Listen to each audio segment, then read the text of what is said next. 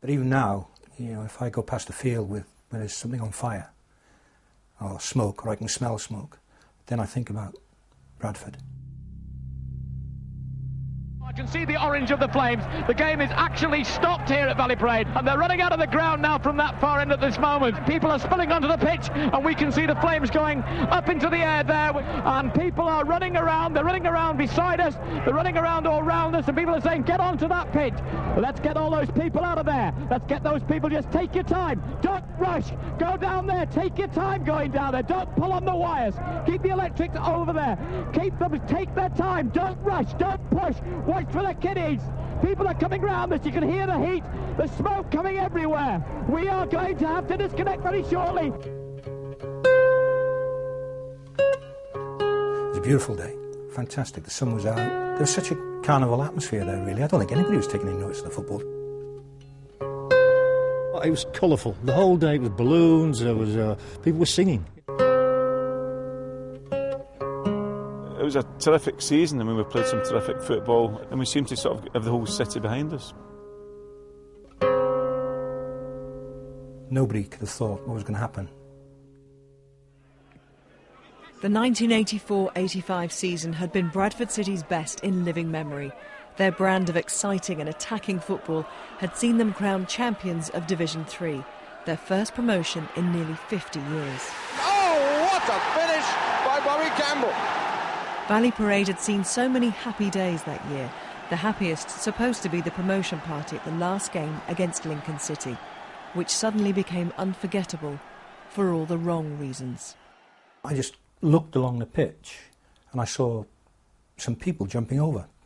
There must have been 5, 6, 7, then it went to 10. And just about, 2 or 3 minutes before half-time, I mean, it was just the referee blew his whistle and said, come on, get off. And we thought, well, it was a wee bit of a skirmish here or something. We looked round, got out the dugout, and there was just smoke just starting to come up. You couldn't see any fire, all you could see was smoke. And then within about a minute of that, you saw the flames going running on top of the stand with people underneath. People were then just starting to panic. Unbeknown to everyone, mounds of rubbish beneath the 77-year-old wooden main stand, which was due to be demolished that summer, had been ignited, possibly by a discarded cigarette. The world of Bradford City, its fans, players and officials, and indeed the world of football, was about to change forever.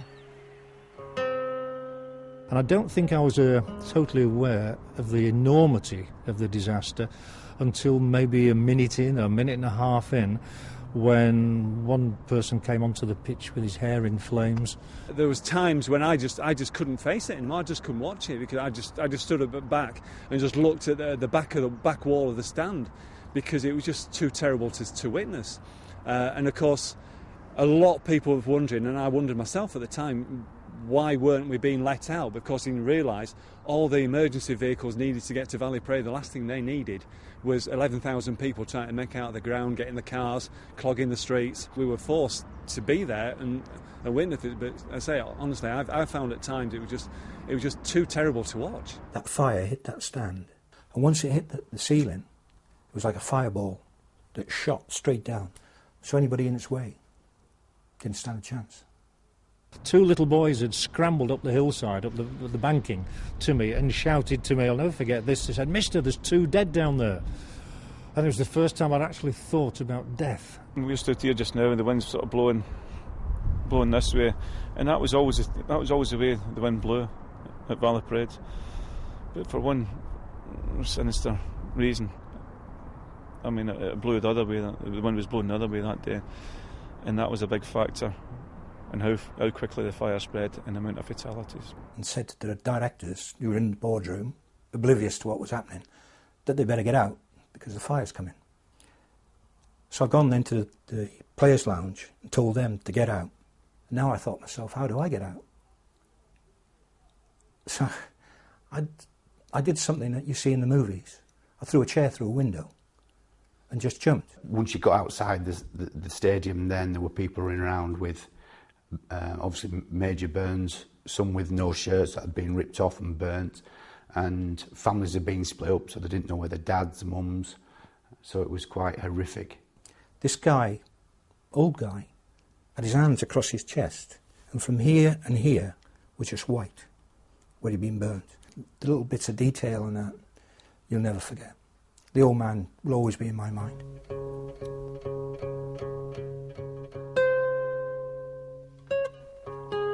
In just 4 minutes, 52 people lay dead, and 255 were injured.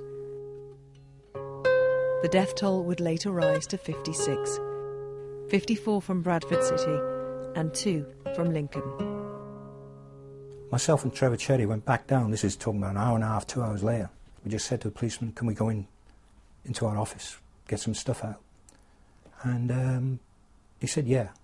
And as we got to the window, towards the window where I saw the flames, he said to us, don't look down there.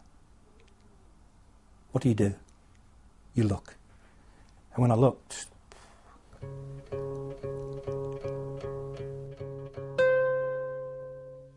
we saw real life tragedy. We didn't want to, and and the irony was that stand roof only had to last another hour, having been up there for 77 years. They died come down here to support their team. It was a celebratory day for them, supporting their team. And certainly, I can assure you, amongst all the supporters, and indeed everyone who was involved with the club at that time, those fans will never ever be forgotten. It does put football into perspective, really, that obviously if you've got your health and you've got your family, you've got everything in life. It's supposed to be a nice day, great day out. Didn't turn out that way.